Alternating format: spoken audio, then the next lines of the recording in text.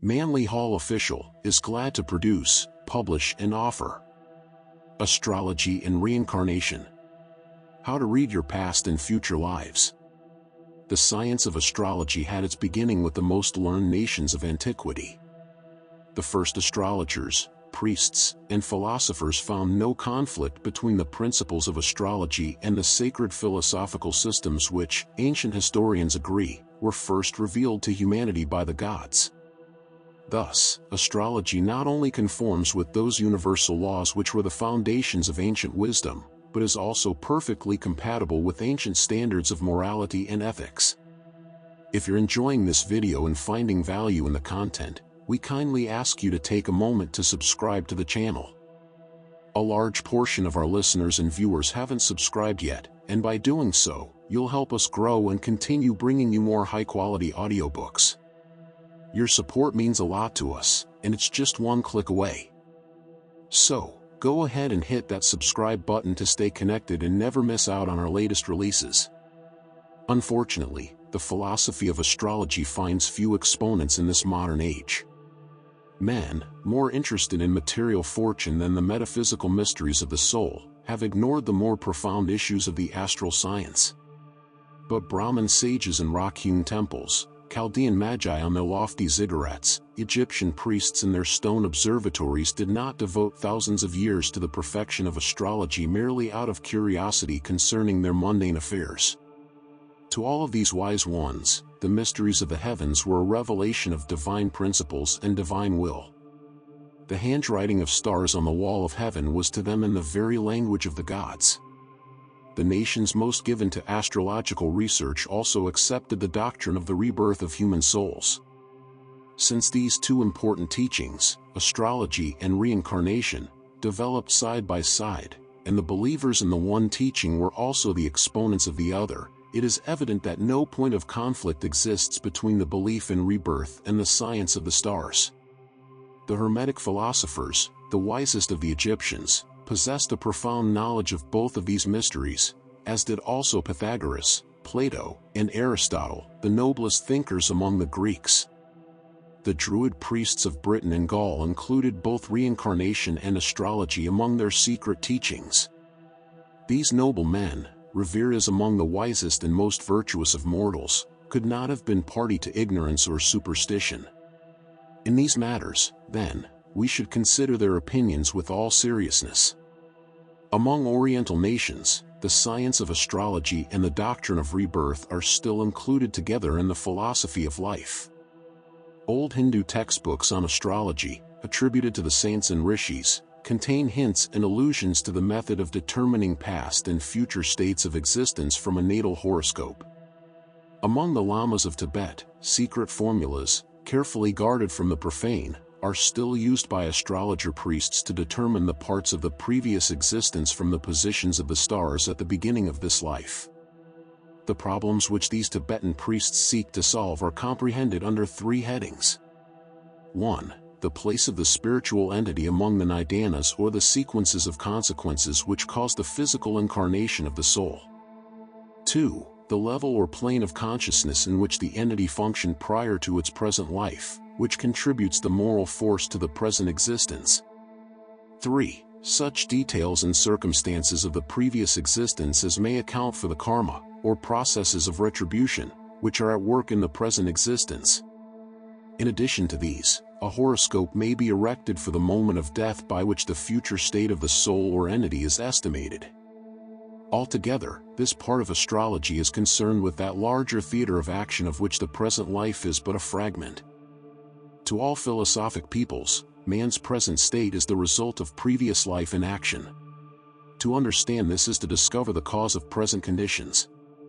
Asiatic astrologers have practiced this part of the science for thousands of years, and their findings should be of interest to Western students of astrology. The principle behind the Bhava Chakra, or cycle of transmigratory existence, recorded on the ceiling of the Lamaist monastery at Sikkim, is entirely astrological. The outer circle of the figure is divided into 12 parts, which are termed the nidanas, or the causes that move the soul to rebirth. These nidanas are the 12 zodiacal signs, each one of which contains within it an impulse to action or, as the ancients termed it, a cause of contact. 1. The first nidana, under Aries, is called the unconscious will. It is represented by a blind man and signifies the soul passing from death to rebirth. 2. The second nidana, under Taurus, is called conformation and is represented by a potter and his pots, signifying the soul shaping the materials of the mental and physical natures. 3. The third nidana, under Gemini, is called the conscious will and is typified by the restlessness of the monkey, signifying the rise of conscious experience in the soul. 4. The fourth nidana, under Cancer, called self-consciousness, is represented by a ship containing man, woman, and animals, signifying the rise of the quality of individuality. 5. The fifth nidana, under Leo, is represented by an empty house and signifies the development of the sensory perceptions. 6. The sixth nidana, under Virgo, is a figure representing marriage and signifies the focusing of the sense perceptions upon exterior objects. 7. The seventh nidana, under Libra, is represented by a figure with an arrow in its eye and signifies the illusions of pain and pleasure in their reaction upon the soul. 8. The eighth nidana, under Scorpio, is called desire and is involved in the experiences of gratification. 9. The ninth nidana, under Sagittarius, is termed indulgence and is represented by a man collecting fruit into a basket. It signifies attachment to worldly possessions. 10. The 10th nidana, under Capricorn, represents maturity and signifies the fullness of material existence brought to its highest philosophical level. 11. The 11th nidana, under Aquarius, is compensation, represented by the birth of a son. This signifies the paying of all debts to nature and final detachment therefrom. 12. The 12th nidana, under Pisces, shows the dead body being carried to the grave. It signifies the decay of all points of contact by which the life is held to the material state. After the 12th, the first begins again, and so on through all the cycles of existence. The nidanas, of course, represent the dominating consciousness, or the place of the spiritual self in the great cycle of progress. While our little life has its birth, growth, maturity, and decay, so do many hundreds of these lives form together a greater cycle involving a vast process of life moving through its several stages. By the position of the sun, the nidana is determined, and by the ascendant, the subdivision of the nidana is ascertained. Thus, a person born with the sun in Pisces is born to the experience of detachment, for he is bringing a cycle of experience to an end. A person born with the sun in Scorpio is born under the 8th nidana. The sole purpose of his existence is to experience the consequences of greed, personality, and possession. The ascendant of the horoscope represents a minor cycle of experience within a greater one. It qualifies and specializes the general significance. Thus, for example, the 5th nidana, or Leo, is an externalizing of the sensory power and generally manifests as ambition. If the ascendant is in the 3rd Mflatina or Gemini, representing the effort to establish individual sufficiency, it qualifies the major factor and denotes that the ambitions will be of an intellectual or mental nature. By calculations based upon this arrangement, the primary purpose of the soul's incarnation is established. In application, it is generally found that this purpose more or less dominates the individual in whose horoscope it is indicated. In the Tibetan monastery figure, the central part of the design, representing the world or, more exactly, the conditions of consciousness which together make up the world, is divided into 6 parts. In the painting, these parts or panels are filled with elaborate designs setting forth the condition of souls in various levels or degrees of spiritual development. The 6 compartments of the circle are divided into an upper and lower hemisphere of 3 compartments each. The upper hemisphere represents the 3 nobler states of being, which are denominated in degrees of excellence. 1. The world of the gods. 2. The world of the titans or heroes. 3. The world of men. Together these 3 parts depict the happy states of consciousness which are the reward of good karma, that is, lives of noble thought and action. The 3 compartments of the lower hemisphere of the circle depict the miseries resultant from bad karma, or destructive thought, emotion, and action. The three compartments are named respectively. 1. The world of animals. 2. The world of ghosts. 3. The worlds of hells or spheres of violent retribution. In each of these 6 parts of the world is also depicted a form of the Buddha symbolical of universal enlightenment, which regenerates and preserves evolving souls in all the spheres of being. The sun, of course, represents the Buddha, the power of diffused illumination. The solar energy, distributed through the natural creation, is the universal source of the impulse toward light and truth. The 6 compartments through which the sun's light shines pertain to the other major bodies of the solar system known to the old astrologers. The world of the gods is the sphere of Jupiterian consciousness, that of the Titans, martial consciousness, that of human beings, mercurial consciousness. These planets therefore dominate the upper hemisphere of the sphere of consciousness. Venus represents animal consciousness, the moon the imaginative consciousness, termed the world of ghosts, and Saturn the retribution consciousness, or the karmic hells. In the East, it is taught that each soul coming into material life enters from one of the 6 compartments of the wheel of the law. Astrologically, the rule for determining the origin of the soul's present life cycle is as follows. Examine the horoscope and discover whether the sun or the moon is the stronger. Determine this from position, dignity, and aspect.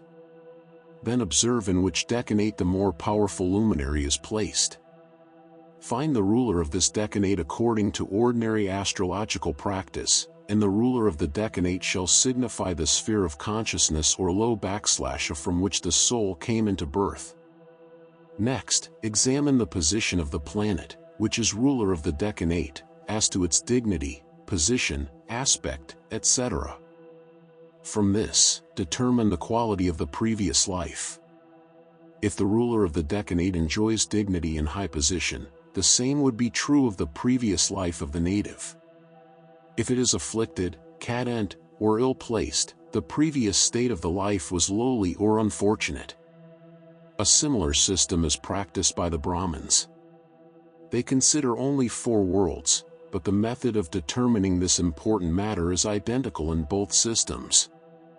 In astrology, the sign ascending on the eastern angle of the heavens at the moment of birth is the general significator of the present incarnation, and the entire horoscope is read from this ascendant, and all the testimonies of the chart are blended with the fundamental keynote of this ascending sign.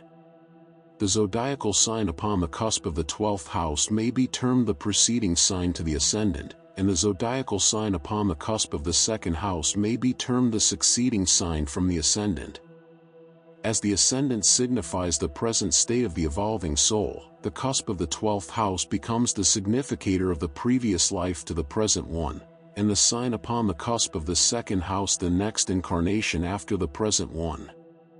The rule is that angular houses signify the present life, succeedent houses the next life to come, and cadent houses the previous life in its karma.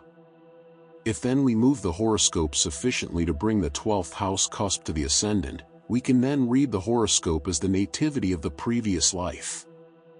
Ordinarily, the 12th house of the horoscope is termed the house of self-undoing, in that it reveals the fundamental weaknesses of character which undermine the probability of present success.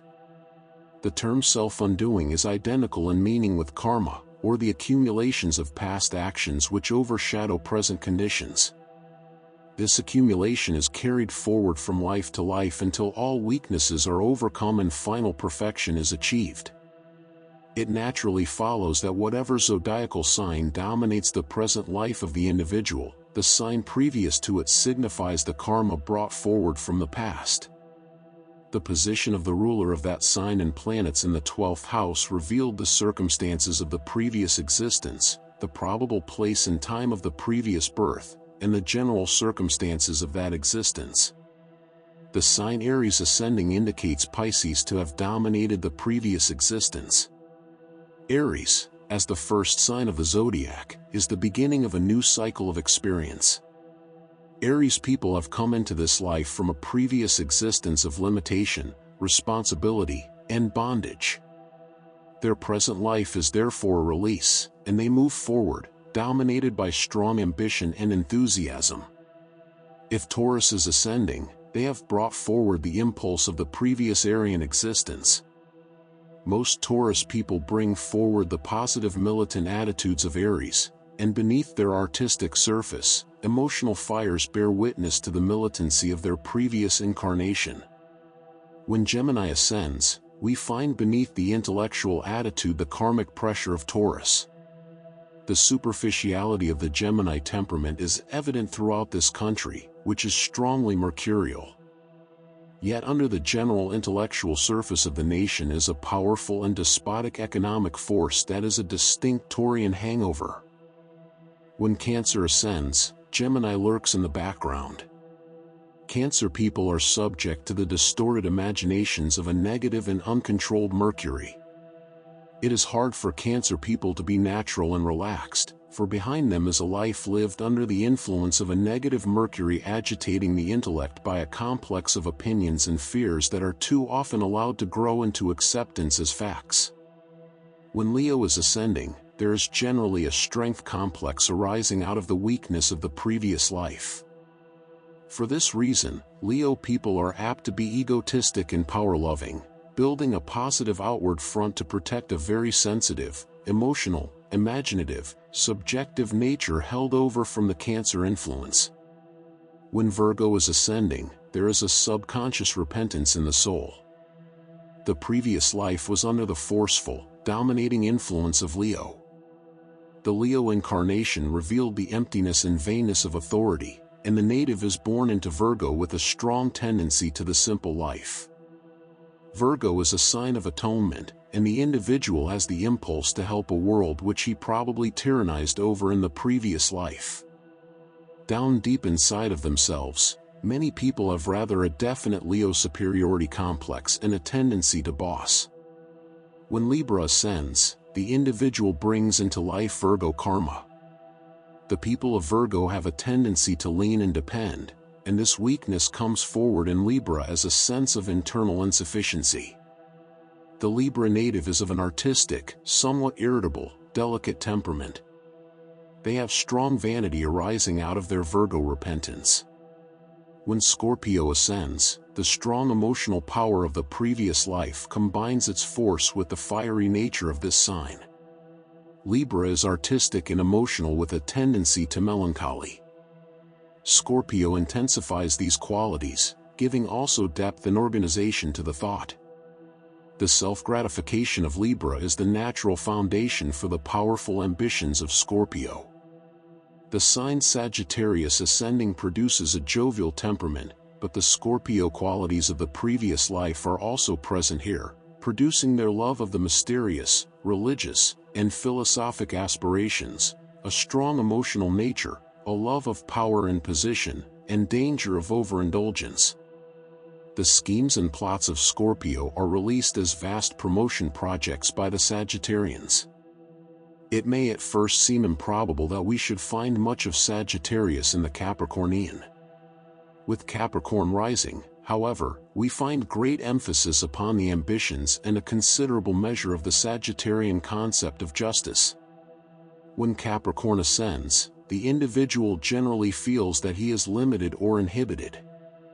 The large Jupiterian promotions of his previous life are curtailed by the Saturnine limitations of his present sphere of action, so he is dissatisfied and repressed.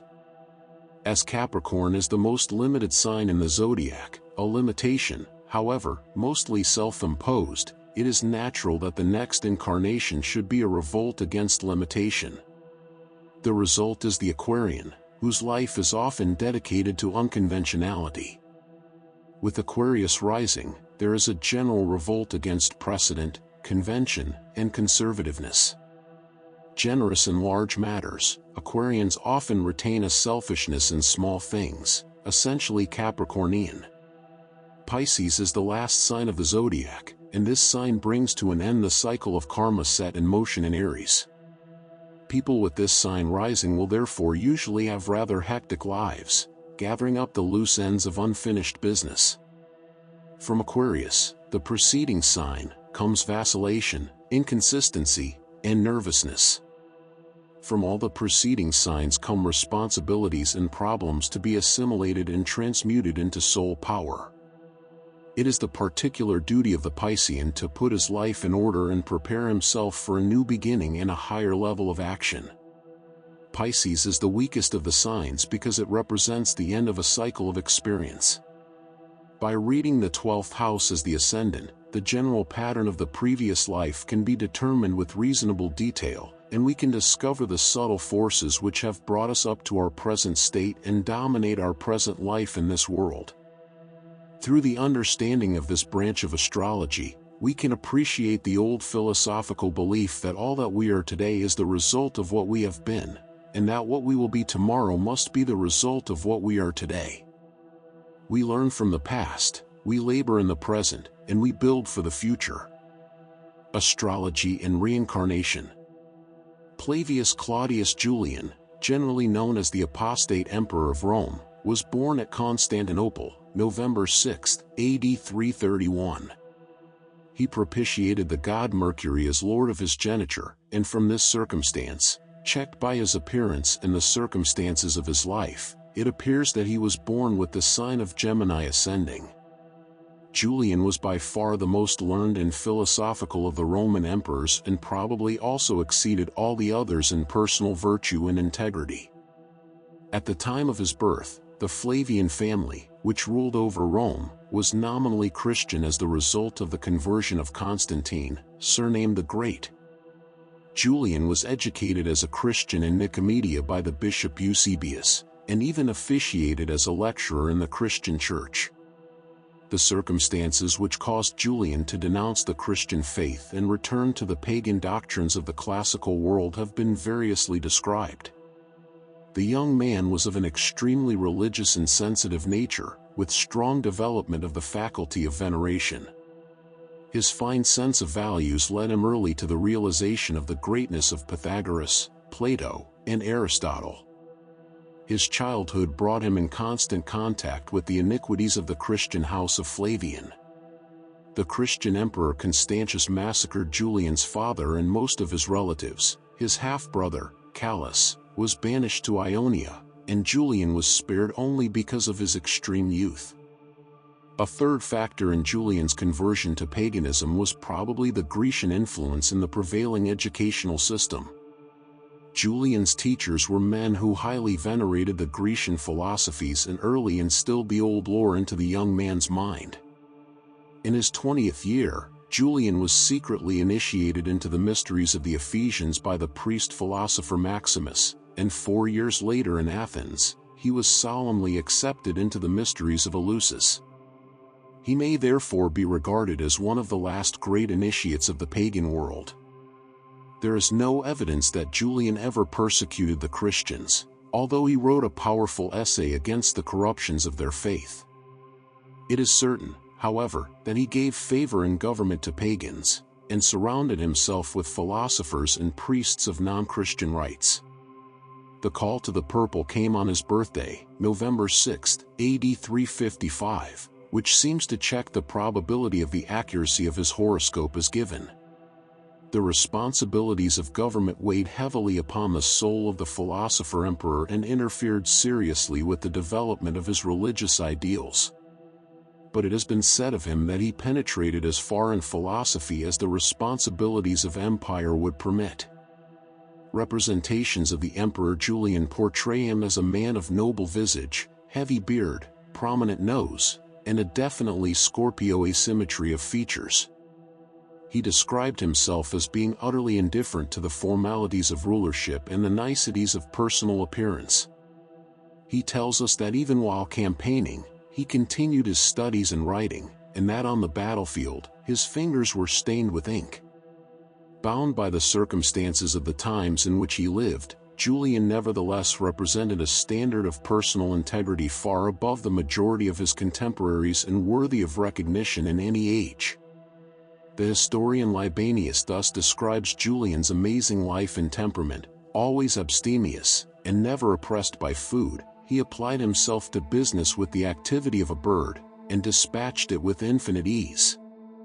In one and the same day, he gave audiences, he wrote to cities, to magistrates, to to generals of armies, to his absent friends, to those who were on the spot. He heard letters read that were addressed to him, examined petitions, and dictated with such rapidity that the shorthand writers could not keep pace with him. He alone had the secret of accurately hearing, speaking, and writing at the same time. Through this multitude of complications, he dispatched business, then dined merely through urgent necessity, and thereafter shut himself up in his library, to read and compose until affairs of state summoned him. A supper even more sparing than his dinner was followed by a sleep as light as his meals. Upon awakening, he labored with other secretaries whom he had allowed to sleep through the preceding day. His ministers were obliged to relieve each other, but he knew no repose but change of employment. Always he labored, multiplied himself, assumed as many forms as produce. Julian was pontiff, author, diviner, judge, general of the army, and, in all these characters, the father of his country. Horoscope of Julian, Emperor of Rome. November 6, 331 AD, 6:20 p.m. The extraordinary personality of Julian is well shown in his horoscope. There is a grand trine of planets in the water triplicity, abundantly testifying to the accounts of various historians who describe his devotion to the mystical and occult arts. It is seldom that one discovers a nativity containing a grand trine involving the sun, the moon, the ruler of the chart, and the lord of the mid-heaven.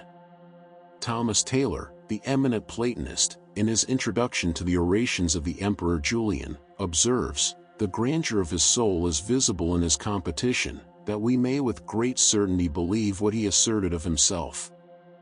Had he been born during the time of Alexander the Great, we would have been inclined to think that it was the same soul, even though it is not possible to discover from the movements of the planets any key to the previous life of Julian.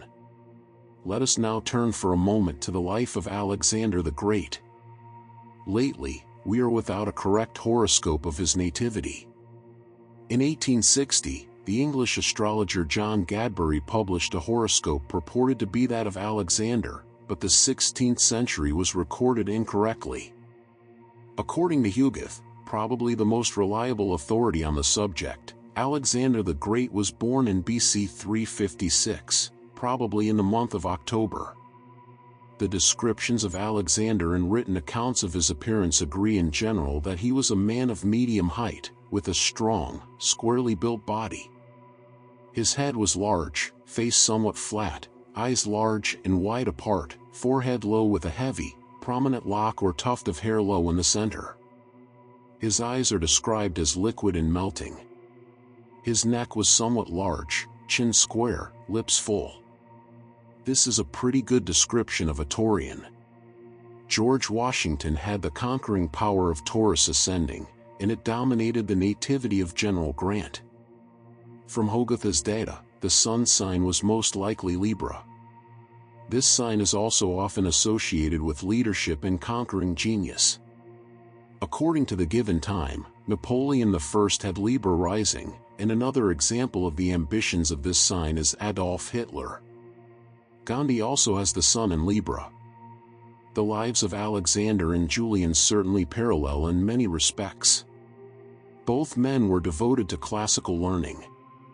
Alexander the Great respected his tutor Aristotle above all other men. On one occasion, he declared Aristotle to be far dearer to him than his own father, for he said, "My father gave me being, but Aristotle gives me well-being." The youth of both Alexander and Julian was similarly involved in conspiracies and disasters. Both men died at an early age. There was only 1 year's difference in the length of their lives. Alexander died of poison, Julian of a wound. Both died at a distance from their native lands, while on campaigns of conquest, and the places of death were not far removed. Alexander died in Babylon, Julian in Assyria. Following the rules set forth in the preceding chapter, let us examine the chart of Julian. The first rule is to observe which of the luminaries is most dignified, and take the ruler of the decan as the significator of the estate and condition of the previous life. The sun and moon are both highly dignified in the chart of Julian, but the moon enjoys the added strength of being in its own sign. The moon is in the second decan of Cancer, which is under the rulership of Scorpio, therefore Mars is the significant planet. From this, we should read that in his previous incarnation, Julian should have been a soldier, or some person engaged in martial pursuits. In Julian's nativity, Mars is in the 10th house, the house of kingship, leadership, and honors, and is so placed in part of the grand trine to enjoy powerful benefic aspects from the Sun, Moon, and Mercury. It would be perfectly proper, according to the most conservative rules of astrology, to declare Mars so placed to represent an extraordinary measure of martial dignity, and a royal or at least highly honored position among men. Our second rule relates to the progress of the Sun and Ascendant from life to life. According to this, the sign on the cusp of the 12th house should indicate the Ascendant of the previous life, and the sign previous to the Sun sign should represent the Sun sign of the previous life. If Alexander was born in October, it is quite reasonable to suppose that his Sun sign could have been Libra, which is the sign previous to the Sun sign of the Emperor Julian. The description of Alexander is so definitely Taurian that it is well within possibility that he had Taurus rising. Alexander believed himself to be the incarnation or embodiment of the god Dionysius. This divinity was frequently depicted with the horns of a bull, and is usually associated by mythologists with the sign of Taurus. It is therefore quite possible that Alexander propitiated Dionysius at the city of his ascending hour, in the same way that Julian propitiated Mercury.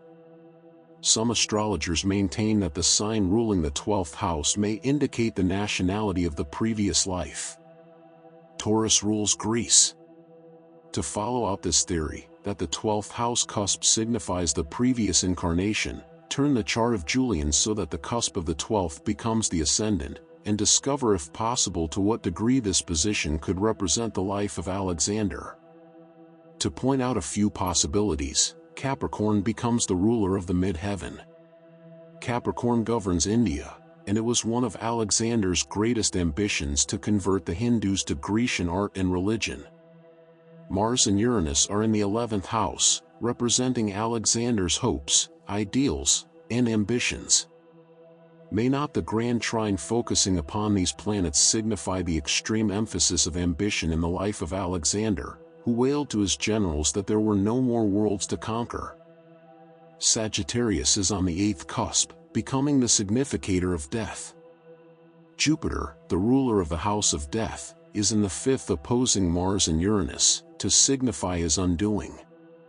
Venus is also in the 8th house and shares with Jupiter in signifying the circumstances of dissolution.